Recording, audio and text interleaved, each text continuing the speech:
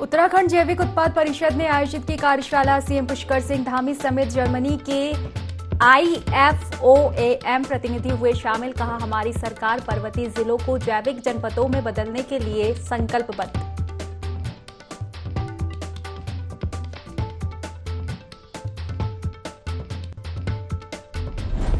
देश भर में मनाया गया पराक्रम दिवस। सीएम धामी ने सीएम हाउस में नेताजी सुभाष चंद्र बोस के चित्र पर किया माल्यार्पण। कहा, देश की आजादी में नेताजी का अहम योगदान।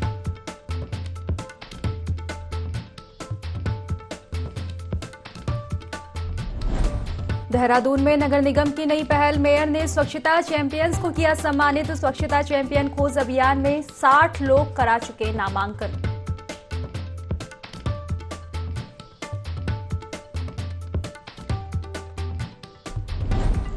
जसपुर के इंदिरा गांधी राजकीय इंटर कॉलेज में मारपीट। छात्रों के 2 गुटों में जमकर चले लाठी डंडे। 5 बच्चे गंभीर रूप से घायल।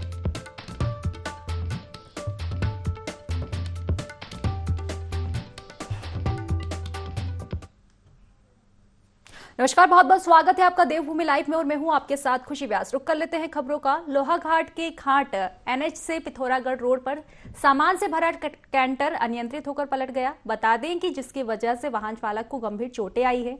बता दें, आसपास के लोगों ने घायल को बड़ी मुश्किल से बाहर निकाला। साथ ही लोहाघाट पुलिस और एम्बुलेंस को घटना की सूचना दी, जिसके बाद पुलिस ने घायल चालक को उप जिला चिकित्सालय पहुंचाया, जहां डॉक्टरों ने इलाज के बाद युवक की हालत खतरे से बाहर बताई है। वहीं इस दुर्घटना में कैंटर और उसमें रखे सामान को काफी नुकसान पहुंचा है।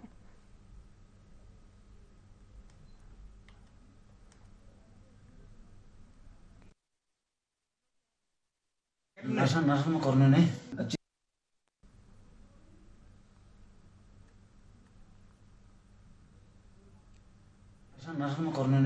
चेहरा बहुत सारे मैं तो मेरे साथ 2 थे, उनको पता नहीं चला, पता नहीं कहाँ को कूद मार के चले गए, ना जाने कहाँ की, अंदाजा नहीं आ रहा है। और जिसने मेरे को हाथ उड़ के मेरे को उतारा, मेरे बगल में वो बैठा था। काशीपुर के सहायक नगर आयुक्तों के साथ दुकानदार ने गाली गलौज करने और जान से मारने की धमकी देने का मामला सामने आया है, जिसकी जांच के बाद दुकानदार के खिलाफ काशीपुर पुलिस ने मुकदमा दर्ज कर लिया है। इस दौरान नगर निगम आयुक्त यशवीर सिंह राठी ने बताया कि बीते रोज वहां निगम की टीम के साथ प्लास्टिक से बनी वस्तुओं के प्रयोग की चेकिंग करने गए थे। तभी मछली बाजार में एक दुकान पर 2 किलो पॉलिथीन जब्त की गई। साथ ही टीम ने प्रतिबंधित प्रजाति की मछली की बिक्री पाए जाने पर दुकानदार को हिदायत देते हुए चालानी कार्यवाही करने की बात भी कही थी, जिस पर दुकानदार बदसलूकी पर उतर आया। फिलहाल मामले में पुलिस ने अभद्र भाषा का प्रयोग करने और जान से मारने की धमकी देने का मुकदमा दर्ज कर लिया है।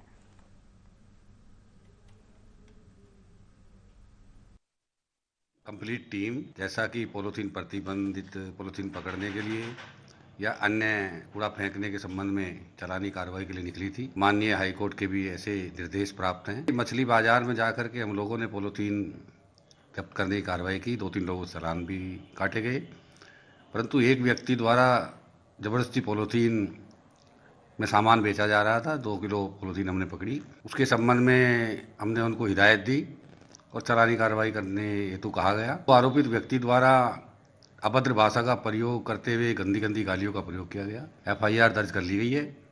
आगे की कार्रवाई अभी गतिमान है। नगर निगम के SNI महोदय की तरफ से हमारे पास प्रार्थना पत्र आया है, जिसमें हमने जांच करवाई। तो प्रार्थना पत्र में उनके द्वारा बताया गया है कि किसी व्यक्ति के द्वारा जब वो बाज़ार में चेकिंग कर रहे थे और पॉलीथीन अवैध पॉलीथीनों के संबंध में चालान कर रहे थे, तो उनके साथ अभद्रता की गई है। उनके सरकारी कार्य में करते समय रुकावट डाली गई है, जिस संबंध में थाने में अभियोग पंजीकृत कर लिया गया है और विवेचना में तथ्यों के आधार पर अग्रिम कार्रवाई की जाएगी। लोहाघाट के नेपाल सीमा से लगे सीलिंग ग्राम सभा के ग्रामीणों में अधिकारियों के खिलाफ काफी आक्रोश है। बता दें कि गांव के 4 तोकों में रहने वाले 25 OBC और 10 SC परिवारों का विभागीय अधिकारियों के द्वारा PM आवास योजना के लिए सर्वे तक नहीं किया गया। वहीं वहां के ग्रामीणों की आर्थिक स्थिति काफी कमजोर बताई जा रही है और उनके भवन जगह जगह से जर्जर हो चुके हैं। इस दौरान ग्रामीणों ने बताया कि अधिकारियों ने अपात्र लोगों का सर्वे कर लिस्ट में चढ़ा दिया है, लेकिन लोगों का सर्वे अभी तक नहीं किया गया। साथ ही उन्होंने कहा कि इस मामले को लेकर वहां DM चंपावत के दरबार तक जाएंगे। अगर जरूरत पड़ी तो आंदोलन भी करेंगे, जिसकी पूरी जिम्मेदारी शासन और प्रशासन की होगी।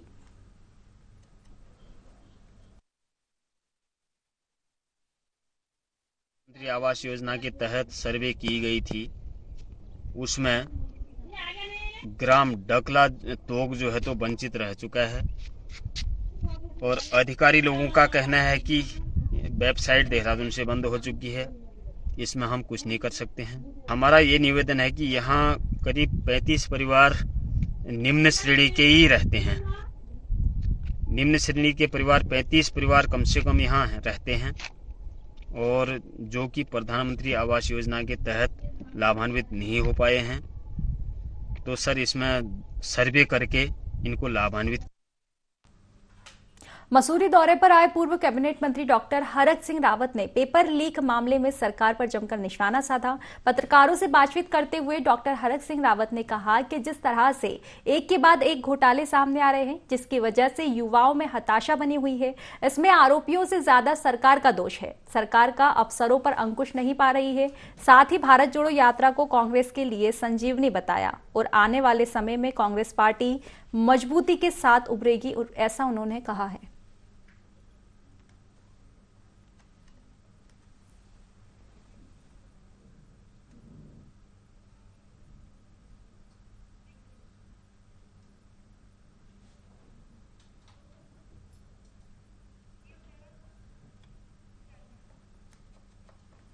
नेताजी सुभाष चंद्र बोस की जयंती के अवसर पर मुख्यमंत्री पुष्कर सिंह धामी ने उन्हें श्रद्धासुमन अर्पित किए। मुख्यमंत्री आवास में उनके चित्र पर माल्यार्पण भी किया। उन्होंने कहा कि आजाद हिंद फौज के नेतृत्वकर्ता, भारतीय स्वतंत्रता संग्राम के महानायक नेताजी सुभाष चंद्र बोस ने राष्ट्र की स्वाधीनता के लिए अपना जीवन समर्पित किया। उन्होंने पराक्रम दिवस की समस्त प्रदेशवासियों को शुभकामनाएं भी दी है।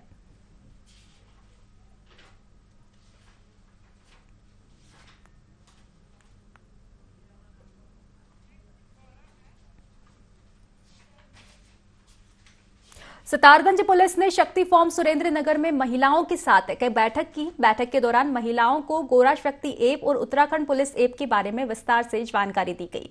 सितारगंज गौरा शक्ति ऐप प्रभारी ज्योति शर्मा ने गौरा शक्ति ऐप और उत्तराखंड पुलिस ऐप के बारे में महिलाओं को विस्तार से जानकारी दी है।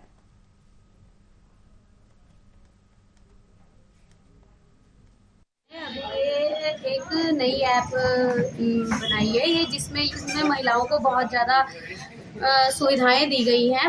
महिलाओं के लिए पहले 112 नंबर चलाया गया था और एक उत्तराखंड पुलिस ऐप है जिसमें कि गौरा शक्ति ऐप है। गौरा शक्ति ऐप सिर्फ महिलाओं के लिए है और उत्तराखंड पुलिस ऐप को पुरुष और महिलाएं दोनों ही इसको इस्तेमाल कर सकते हैं। और जो गौरा शक्ति ऐप है, गौरा शक्ति ऐप की बहुत सारी उसमें महिलाओं के लिए इस्तेमाल करने के लिए बहुत अच्छी है। आपके लिए पूरे उत्तराखंड में, यूपी में आप कहीं भी चले जाइए, आप अपनी शिकायत उसमें दर्ज कर सकते हैं। उसमें बहुत सारी सुविधाएं हैं जिससे कि महिलाएं, मोस्टली महिलाएं जो वर्किंग महिलाएं हैं वो आधी रात घर आती हैं। उनके साथ कई दिक्कतें होती हैं, कई बार गाड़ी नहीं मिलती है, कई बार कहीं झपट्टामारी हो जाती है किसी दूसरे के साथ। तो आप किसी भी तरह की महिला अपने साथ साथ दूसरे की भी मदद इस ऐप से कर सकते हैं। हल्द्वानी पहुंचे उत्तर प्रदेश के पूर्व मुख्यमंत्री अखिलेश यादव ने जोशीमठ मामले में राज्य सरकार के खिलाफ जमकर हमला बोला। उन्होंने कहा कि मुनाफे कमाने के नाम पर सरकार पर्यावरणीय व्यवस्थाओं को दरकिनार करते हुए पहाड़ के लोगों की जान जोखिम में डालने पर लगी है। अखिलेश यादव ने कहा कि लंबे समय से स्थानीय लोग, साइंटिस्ट और भूवैज्ञानिक लगातार सरकार को संकेत दे रहे थे। यहां एनटीपीसी द्वारा बिजली पैदा करने के नाम पर पूरे पहाड़ को संकट में डाला जा रहा है, लेकिन यह सरकार केवल मुनाफा कमाने के बारे में सोचती है। उन्होंने कहा कि उत्तराखंड, उत्तर प्रदेश, सभी जगह उत्तराखंड के ही मुख्यमंत्री है। ऐसे में उत्तराखंड के लोग पर ही संकट आ रहा है। इससे पहले केदारनाथ से भी इस सरकार ने कुछ नहीं सीखा। वहीं अखिलेश यादव ने राहुल गांधी की भारत जोड़ो यात्रा पर पूछे गए सवाल पर कहा कि भारत जोड़ो यात्रा कांग्रेस का अपना राजनीतिक कार्यक्रम है। उन्होंने मुझे आमंत्रण दिया, इसके लिए मैंने राहुल गांधी जी को धन्यवाद दिया, लेकिन हमारी राजनीतिक पार्टी की अपनी मर्यादा है। वहीं दूसरी तरफ आगामी 2024 के चुनाव को लेकर उन्होंने कहा कि 24 का चुनाव से पहले अभी बीजेपी के 22 की घोषणाएं पूरी नहीं हुई हैं। ऐसे में इस बार उत्तर प्रदेश से ही भाजपा केंद्र की सत्ता में आई थी और उत्तर प्रदेश से ही भाजपा बेदखल होगी और समाजवादी पार्टी ही इसकी शुरुआत करेगी।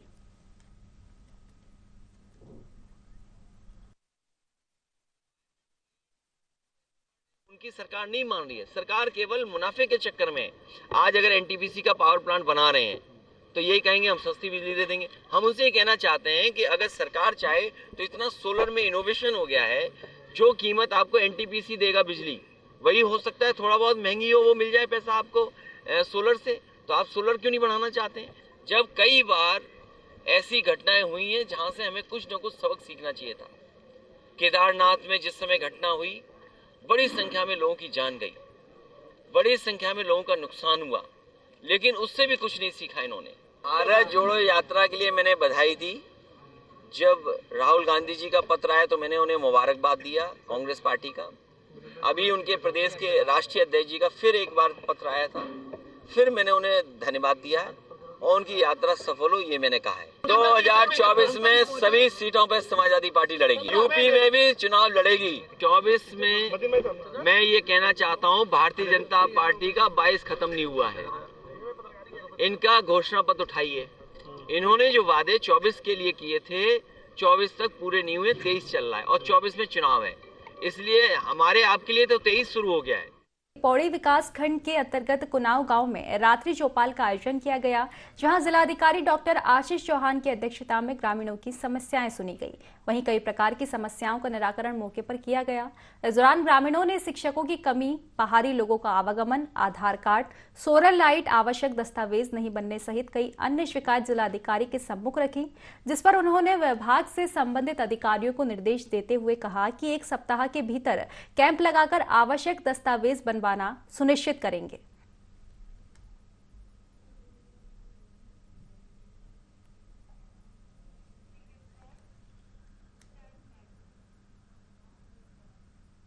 उत्तराखंड के हरिद्वार में मुस्लिम फंड के नाम पर धोखाधड़ी का मामला सामने आया है। यहां बीते कई सालों से कोतवाली ज्वालापुर क्षेत्र में मुस्लिम फंड संचालित करने वाला एक आरोपी 22,000 लोगों के करोड़ों रुपए लेकर फरार हो गया, जिसके बाद पीड़ित लोग न्याय की गुहार लेकर कोतवाली पहुंचे और आरोपी की गिरफ्तारी की मांग की। बताया जा रहा है कि ज्वालापुर क्षेत्र में कबीर म्यूचुअल बेनिफिट निधि लिमिटेड के नाम पर लोगों से करोड़ों रुपए जमा करवाए गए। अब पता चला कि आरोपी फरार हो गया, जिसकी तलाश में पुलिस जुटी हुई है।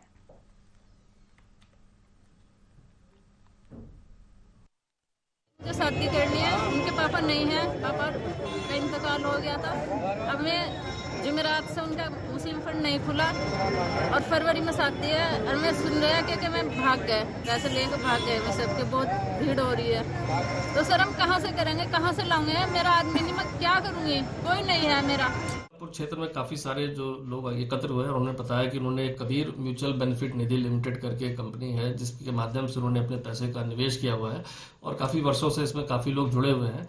और आज वो कंपनी का जो मेन जो उसका देखने वाला मालिक है वो फरार है। इस विवेचना चल रही है, इसमें साक्ष्यों के आधार पर इसमें पूरी कार्रवाई की जाएगी। साथ ही साथ मैं जनता को श्योर भी करूंगा कि इनके जो गाड़ी कमाई है वो कहीं ना कहीं कोई इसका गलत उपयोग ना कर पाए, इसलिए सभी बैंक खाते वगैरह सभी को फ्रीज कर दिया गया है और सारी जो भी संपत्ति है उसको जानकारी की जा रही है कि कहीं इसको कोई अन्यत्र बेचकर कहीं जा ना पाए।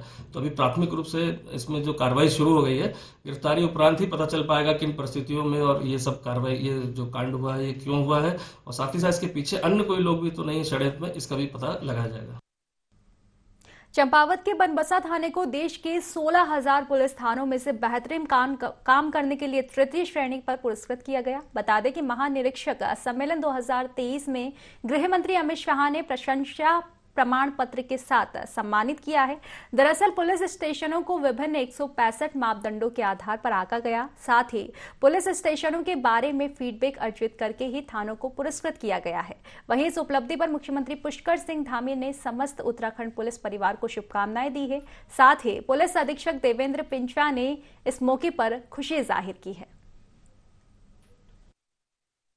विषय है, ये गौरव का विषय है, ये बताते हुए कि कल माननीय गृह मंत्री जी भारत सरकार के द्वारा हमारे जनपद के थाना बनबसा को भारत के 16,000 थानों में तीसरा स्थान देते हुए उनको कल सम्मानित किया गया, जिसमें हमारे एसओ बनबसा ने जाकर वहां पर माननीय मंत्री जी के हाथों से वो पुरस्कार ग्रहण किया है। ये न केवल हमारे लिए बल्कि पूरे जनपद के लिए, पूरा उत्तराखंड पुलिस के लिए गौरव का विषय है, जिसके लिए माननीय डीजीपी महोदय, आईजी महोदय सभी ने इसके लिए हमें बधाई भी दी है।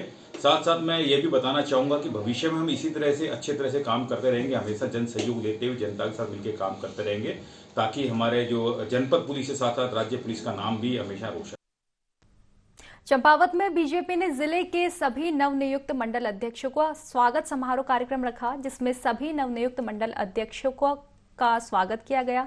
बता दें कि इस दौरान भाजपा जिला अध्यक्ष निर्मल मेहरा ने सभी मंडल अध्यक्ष और भाजपा कार्यकर्ताओं से पार्टी को मजबूत करने के साथ साथ ईमानदारी से कार्य करते हुए विकास की गति को बढ़ाने और सरकार द्वारा चलाई गई योजनाओं को जिले के अंतिम छोर में बैठे व्यक्ति तक पहुंचाने की बात कही। इस दौरान जिला अध्यक्ष निर्मल मेहरा ने कहा, जल्द ही जिले की सभी मंडल कार्यकारिणी का गठन कर लिया जाएगा। इस दौरान विभिन्न बीजेपी कार्यकर्ता सहित अन्य लोग भी मौजूद रहे।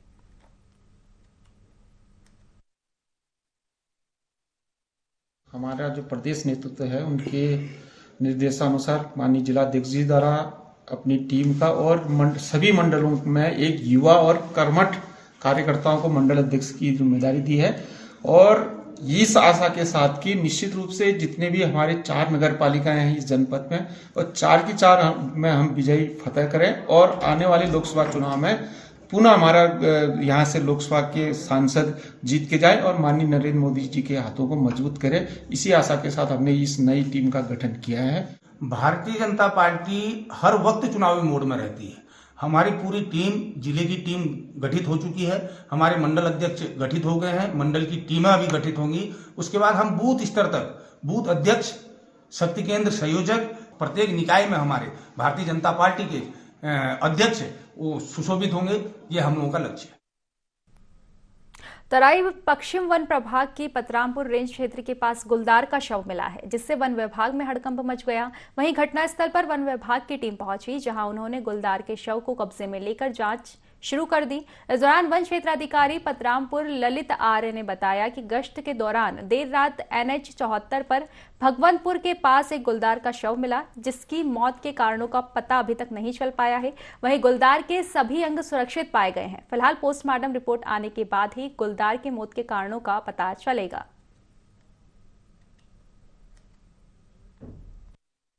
रात में रूटीन चेकिंग वगैरह में तो रात को जो है लगभग 3-3:30 बजे के आसपास में हम भगवंतपुर रोड पर थे या नेशनल हाईवे में, तो एक गुलदार का शव मृत पाया गया। इसको देखने से जो है कुछ मौत के कारण का स्पष्ट पता नहीं चल पाया। गुलदार के सभी अंग सुरक्षित पाए गए हैं। अब डॉक्टरों की टीम द्वारा शव परीक्षण किया जाएगा, उसके बाद ही इसके मौत के कारणों का पता चल पाएगा। अभी विधिक कार्रवाई हम कर रहे हैं इसमें। स्वास्थ्य मंत्री डॉक्टर धन सिंह रावत ऋषिकेश में आयोजित ईट राइट मिलिटेस मेला शुभारंभ करने के लिए पहुंचे। उन्होंने कहा कि वर्ष 2023 में UNO के आह्वान पर पूरे विश्व में अंतर्राष्ट्रीय मिलिटेस वर्ष के रूप में मनाया जा रहा है, जिसमें भारत की भूमिका अहम है। प्रधानमंत्री नरेंद्र मोदी के प्रस्ताव पर भी UNO ने वर्तमान वर्ष को अंतर्राष्ट्रीय मिलिटेस वर्ष घोषित किया है। उन्होंने कहा कि वर्तमान में बेहतर स्वास्थ्य के लिए मोटे अनाज को अपने आहार में शामिल करना जरूरी है। इसके लिए प्रदेश में मोटे अनाजों की खेती को बढ़ावा देना होगा। मोटे अनाजों की बढ़ती मांग से जहां एक और नए रोजगारों का सृजन होगा, वहीं पर्वतीय क्षेत्रों से पलायन में भी कमी आएगी।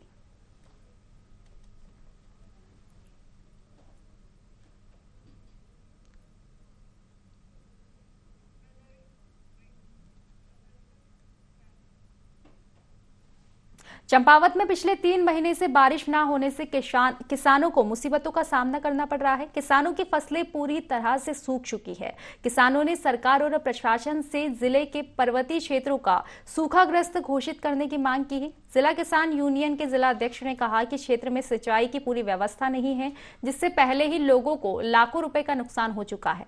साथ ही बताया कि पर्वतीय क्षेत्र में किसान बड़ी मुश्किलों के साथ खेती करते हैं। ऐसे में जंगली जानवरों, आपदा, पाले और सूखे की मार से किसान कृषि ऋण भी नहीं चुका पा रहे हैं। उन्होंने सरकार से फसल बीमा की राशि बढ़ाने और कृषि ऋण को माफ करने की मांग की है। महीने से बारिश की एक बूंद भी नहीं हुई और ये पहाड़ी क्षेत्र का एक सबसे बड़ा पिछड़ने का सबसे बड़ा कारण है कि कभी यहाँ अतिवृष्टि होती है तो कभी सूखाग्रस्त होता है। आप देख रहे हैं कि सूखा पड़ा हुआ है।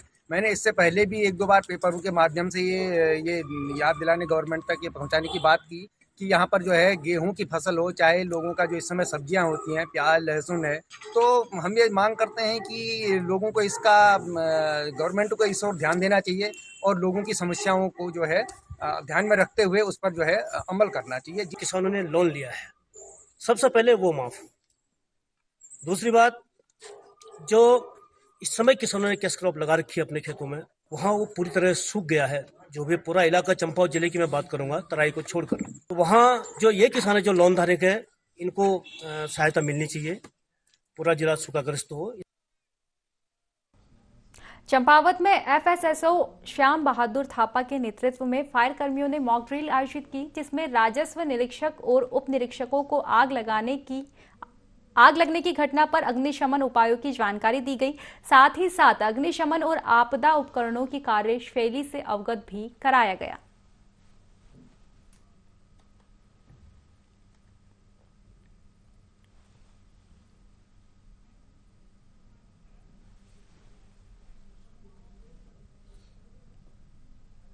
जनपद उधम सिंह नगर के काशीपुर में जल्द चमचमाती हुई सड़कों पर वाहन दौड़ते हुए नजर आएंगे। जी हां, दरअसल काशीपुर क्षेत्र के लोग लंबे समय से सड़कों की दुर्दशा को लेकर परेशान थे, जिसके चलते अब लोक निर्माण विभाग ने सड़कों को सुधारने का फैसला ले लिया है। विभागीय अधिशासी अभियंता अरुण कुमार ने बताया कि क्षेत्र की अधिकतर सड़कों को बेहतर बनाने के लिए काम लगातार जारी है। साथ ही यहां से गुजरने वाले लोगों को कोई परेशानी ना हो, इसके लिए शासन को कई प्रस्ताव भेजे गए हैं, जिनके आने पर काशीपुर की सड़कें लोगों को चमकती हुई नजर आएंगी।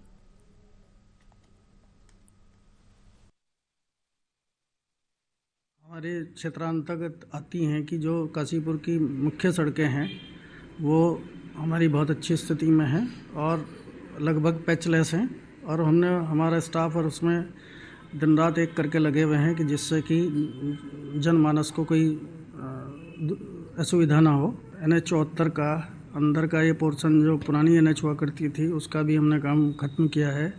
इसमें भी बोर्ड और वाइट लाइन पेंटिंग के काम अभी शुरू होने जा रहे हैं। जैसे जैसे स्वीकृतियाँ मिलती जाएंगी उस हिसाब से हम और भी उसको अच्छी तरीके से करेंगे, जिससे कि आने वाले पर्यटक और जनमानस, सामान्य जनमानस को भी उसका लाभ मिल सके। तो फिलहाल की खास खबरों में बस इतना ही। आप बने रहिए IND 24 के साथ।